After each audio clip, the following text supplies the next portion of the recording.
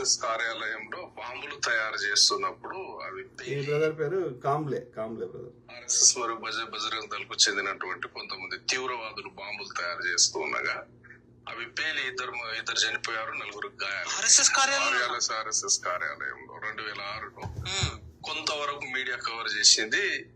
ఏదైతే 2002 నుండి సీరియస్ గా బాంబ్ బ్లాస్టింగ్ జరుగుతున్నప్పుడు మీడియా చేసిన హంగామా ఏదైతే ఉందో 2006లో ఆర్ఎస్ఎస్ కార్యాలయంలో బాంబు పేలుడిని పెద్దగా చూపించలేదు. కొన్ని రోజుల్లో జనం మర్చిపోయినారు.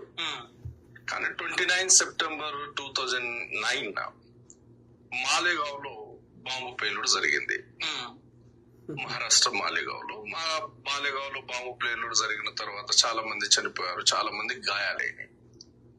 అక్కడ కూడా సేమ్ ఇంటెలిజెన్స్ బ్యూరో ఐబీ ఏం చెప్పిందంటే ముస్లిం ఆర్గనైజేషన్స్ 3 ఆర్గనైజేషన్స్ పేరు చెప్పింది, కొంతమంది యువకులను అరెస్ట్ చేసి ఇంతవరకు జరుగుతూ వస్తుంది. జస్ట్ 29 సెప్టెంబర్ 2009 దానికంటే ఒక 2-3 నెలల ముందే ఏటీఎస్ బాధితులు హేమంత్ కర్కరే అని ఒక ఆఫీసర్ తీసుకున్నారు. హేమంత్ కర్కరే ఎప్పుడైతే ఈ మాలేగావ్ పేలుళ్ల మీద తన శైలిలో, హేమంత్ కర్కరే అనుకుంటా కదా అందులో చనిపోయింది, ముంబై దాడులలో అనుకుంటా, తన శైలిలో ఆయన అక్కడ ఇన్వెస్టిగేషన్ ఆఫీసర్ గా అక్కడ వెళ్ళడం జరిగింది. వెళ్ళిన తర్వాత అక్కడ బాంబు పేలుడు ప్లేస్ నుండి ఒక బైక్ ను రికవర్ చేశారు. ఆ బైక్ లోనే ఆర్డిఎస్ ను పెట్టి పేల్చారు. అసలు ఆ బైక్ ఎవరి పేరిట రిజిస్టర్ అయిందో ఉందని దానికి మొత్తం ఇన్వెస్టిగేషన్ చేయంగా అది ప్రజ్ఞా సింగ్ ఠాకూర్ పేరిట రిజిస్టర్ అయింది. ప్రజ్ఞా సింగ్ ఠాకూర్ అంటే బీజేపీ ఆర్ఎస్ఎం, ఇప్పుడు ఎంపీ ఉన్నది మధ్యప్రదేశ్ నుంచి. ఓకే, సో ఈ ఇన్సిడెంట్ జరిగింది మాలేగావ్ లో. ఆ ఇన్వెస్టిగేషన్ ఆఫీసర్ ఎవరు? హేమంత్ కర్కరే. ఏబీపీలో పనిచేసింది, హిందూ వాహినిలో పనిచేసింది. అయితే ప్రజ్ఞా సింగ్ ఠాకూర్ పేరిట రిజిస్టర్ అయింది బైక్ కాబట్టి ప్రజ్ఞా సింగ్ ఠాకూర్ ను తీసుకొచ్చి విచారణ చేసిండు. విచారణ చేసిన తర్వాత ప్రజ్ఞా సింగ్ ఠాకూర్ ఇద్దరు పేర్లు చెప్పింది. ఆ ఇద్దరు పేర్లు శ్యామ్లాల్ షాహు మరియు శివనారాయణ కాలసంగార. ప్రజ్ఞా సింగ్ ఠాకూర్ ఇద్దరు పేర్లు చెప్పింది. నాతో పాటు వీళ్ళు కూడా బాంబు పేలుళ్ళు ఉన్నారని, అది నేనే పేల్చిందని ఒప్పుకోవడంతో పాటు ఇద్దరు పేరు చెప్పింది. ఈ ఇద్దరిని తీసుకొచ్చిన తర్వాత ముగ్గురు ఇన్వెస్టిగేషన్ చేస్తే మొత్తం 14 మంది బయటపడ్డారు. 14 మందిలో 11 మందిని అరెస్ట్ చేసిండ్రు. అరెస్ట్ చేసిన తర్వాత ఏం జరిగిందంటే ఈ ముగ్గురిని ఇది చేసిన తర్వాత ఎవరెవరు బయటపడ్డారంటే కర్నల్ ప్రసాద్ పురోహిత్, ఈయన major army retired military officer. Purohit అంటే బ్రాహ్మణ్, ఓకే, ఆర్య బ్రాహ్మణ్.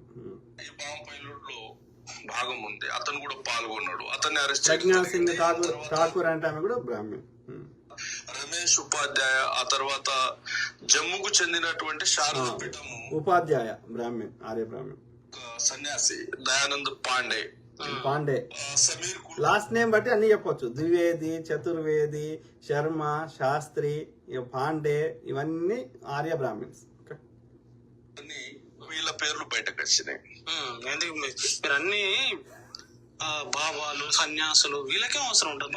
నేను అదే చెప్తాను, వాస్తవం చెప్తాను. ఈ బుక్ మొన్నటి వరకు అమెజాన్ లో అత్యంత సంచలనం సృష్టించిన బుక్. ఏం పేరు బుక్ పేరు ఏంది? క్లియర్ గా అనిపిస్తలేదు. ఆర్ఎస్ఎస్ బీజేపీ గవర్నమెంట్ దీన్ని బ్యాన్ చేసింది. దీనికి రాసింది ఒక IGP, inspector general of police, ఒక IPS officer SM Mushrif. Hemant Karkare తో పనిచేసినటువంటి అధికారులు, ఈయన ముంబై కమిషనర్ గా కూడా పనిచేశారు, పోలీస్ కమిషనర్ గా. అధికారు రాసింది పూర్తి ఆధారాలతో ఇన్వెస్టిగేషన్ రిపోర్టు, వాళ్ళ దగ్గర సేకరించినటువంటి ఆడియో వీడియో ఎవిడెన్స్ తో సహా ఈ బుక్ లో చర్చించడం జరిగింది. కాబట్టి ఈ బుక్ ను రాంగ్ అని ఎవడు అనలేడు. ఎందుకు? దీనికి ఎవిడెన్స్ ఉంది కాబట్టి రాంగ్ అని ఎవరు అనలేడు. అయితే ఈ బుక్ ను ఆ తర్వాత బ్యాన్ చేసిండ్రు. దేశవ్యాప్తంగా సంచలనం సృష్టించి దాని ఓపెన్ టైటిల్ పెట్టిండు, ఆర్ఎస్ఎస్ దేశ్ కా సబ్సే బడా ఆతంకవాది సంఘటన అని. అంటే ఆర్ఎస్ అనేది దేశంలోని అత్యంత ఉగ్రవాద సంస్థ అని చెప్తుంది దాని అర్థం. ఫస్ట్ ప్రింట్ దీన్ని 2017లో వచ్చింది. 2017లో ఫస్ట్ ప్రింట్ వచ్చింది. ప్రపంచవ్యాప్తంగా ఈ బుక్ చాలా మారుమోగింది. తెలుసు కదా, సుందర్ బ్రదర్ అయితే అందరు తెలుసు, టీ10 సుందర్. ఈ బ్రదర్ కూడా తెలుసు కదా, కాంబ్లే బ్రదర్.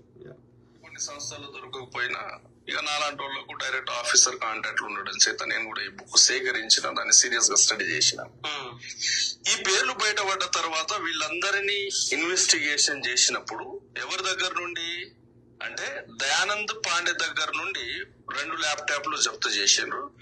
దానితో పాటు కర్నల్ ప్రసాద్ పురోహిత్, ఎవరైతే ఆర్మీ రిటైర్ మేజర్ అంటున్నామో, కర్నల్ ప్రసాద్ పురోహిత్ దగ్గర 1 ల్యాప్టాప్, దయానంద్ పాండే దగ్గర 2 ల్యాప్టాప్లు తీసుకొచ్చిన తర్వాత దాన్ని హేమంత్ కర్కరే చూసిన తర్వాత అసలు హేమంత్ కర్కరే షాక్ లోనైండు. ఎందుకు? అప్పటికే ఈ దేశంలో ఆర్ఎస్ఎస్ దేశభక్తి ముసుగులో ఈ దేశంలో ఏదో సేవా కార్యక్రమాలు చేస్తున్నట్టు, వీళ్ళకి ఏదో పెద్ద దేశభక్తి ఉన్నట్టు, ఈ దేశ సంస్కృతిని వీళ్ళే కాపాడుతున్నట్టు ప్రచారం చేస్తుంది, పెద్ద మొత్తంలో పనిచేస్తుంది. హేమంత్ కర్కరే జప్తు చేసినటువంటి 3 ల్యాప్టాప్లలో అది ఓపెన్ చేసిన తర్వాత హేమంత్ కర్కరే షాక్ లోనేడు. అసలు ఆయనకు అర్థం కాలేదు. ఆర్ఎస్ఎస్ ఆధ్వర్యంలో నడుస్తున్నటువంటి అభినవ్ భారత్ లాంటి సంస్థలు, ఆర్ఎస్ఎస్ డైరెక్షన్ లో పనిచేసే అభినవ్ భారత్, బజరంగ్ దళ్ లాంటి సంస్థలు ఈ దేశంలో పేలిన ప్రతి బాంబు కూడా ఆర్ఎస్ఎస్ పేల్చిందని హేమంత్ కర్కరే ఆ 3 ల్యాప్టాప్ లో ఉన్నటువంటి ఇన్ఫర్మేషన్ ను బట్టి నిర్ధారణ చేశాడు. నిర్ధారణ చేయడంతో పాటు ముంబై హైకోర్టులో ఛార్జ్ షీట్ ఫైల్ చేసేటప్పుడు దాంట్లో మొత్తం ఆ 3 ల్యాప్టాప్ లో 40 ఆడియో వీడియోలు ఉన్నాయి. ఆ 40 ఆడియో వీడియోలో 3 ఆడియో మరియు వీడియోలు దాన్ని వర్డ్స్ లో కన్వర్ట్ చేసుకొని ముంబై హైకోర్టు కు సబ్మిట్ కూడా చేయడం జరిగింది చార్జ్ షీట్ లో.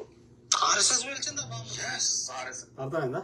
ఐ స్ట్రాంగ్లీ బిలీవ్ భారతదేశంలో నాటి నుంచి నేటి వరకు, ఇప్పుడు స్వతంత్రం వచ్చినాకనే కాదు, నాటి నుంచి ఈ ఆర్యులు దేశానికి వచ్చినప్పటి నుంచి ఇప్పటి వరకు ఏ దాడి ఎవరి మీద జరిగినా ఆర్య బ్రాహ్మణుల మీద తప్ప మిగతా ఎవరి మీద జరిగినా, ముఖ్యంగా హిందువుల మీద జరిగినా, అవన్నీ ఈ ఆర్యులే జయించారు. Okay, simple. RSS nothing but ఆర్యుల సంస్థ, సింపుల్.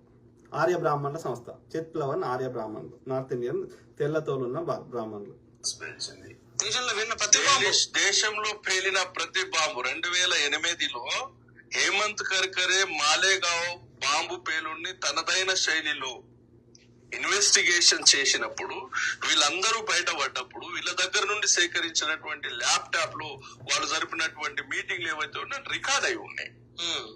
ఆ రికార్డ్ అయిన మీటింగ్స్ ను చూసి హేమంత్ కర్కరే షాక్ అయిపోయాడు.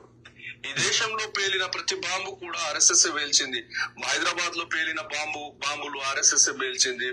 అజ్మీర్ లో పేలిన బాంబు ఆర్ఎస్ఎస్ పేల్చింది. మొత్తం ఇన్ఫర్మేషన్ ఆ ల్యాప్టాప్ లో ఉంది. ఆ ల్యాప్టాప్ ను సేకరించాడు, దాన్ని వర్డ్ లో కన్వర్ట్ చేశాడు.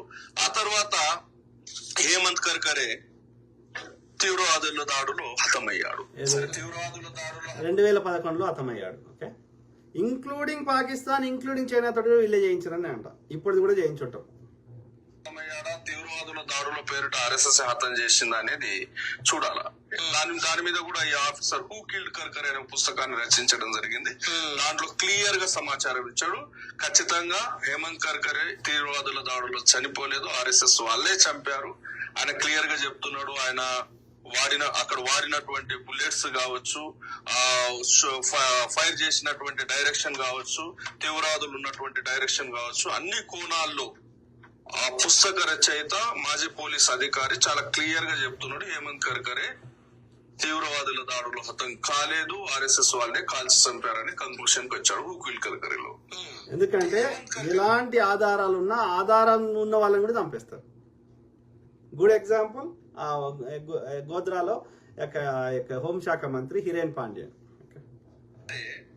ఆయనేమో ముస్లిం కాదు, ఆయనేమో పాకిస్తానోడు కాదు, చైనోడు కాదు. ఆయన జన్యున్ ఒక భారత సంతతికి చెందిన వ్యక్తి. దట్ టు బి అతను ఒక బ్రాహ్మణ అధికారి. కులం ప్రస్తావన చేయకూడదు. మేమెప్పుడు యాక్టివిస్టులు మాట్లాడేటప్పుడు బ్రాహ్మణ అనే పేరు వాడతాం. మా పోరాటం బ్రాహ్మణవాదంతో, బ్రాహ్మణులతో కాదు. అందరు చెడ్డ వాళ్ళు అన్నట్లేదు. వాదం చెడ్డది, వాదంతో పోరాటం చేస్తున్నాం. ఆ వాదం చెడ్డ కార్యాలయం అంటే we're fighting with the Brahman ideology, the Brahman supremacy ideology. Okay, so బ్రాహ్మణులు కూడా 1-2% మంచి వాళ్ళు ఉండొచ్చు, వాళ్ళ గురించి మేము మాట్లాడతలేం. కరెక్ట్. సో అయితే ఇక్కడ ఓవరాల్ కాంబ్లే బ్రదర్ చెప్పిన దానిలో మనం గమనించాల్సింది ఏంటంటే, భారతదేశంలో జరిగిన ఇంక్లూడింగ్ చైనా, పాకిస్తాన్ తోటి జయిస్తుంది ఈ దుర్మార్గులు, ఈ ఆర్యులే. ఓకే, సో ఈ నిజమైన దేశభక్తులకి తట్టుకోలేకపోతున్నాం. అది హిందువు కావచ్చు, ముస్లిం కావచ్చు, క్రిస్టియన్ కావచ్చు. Arya is not Hindu. Simple.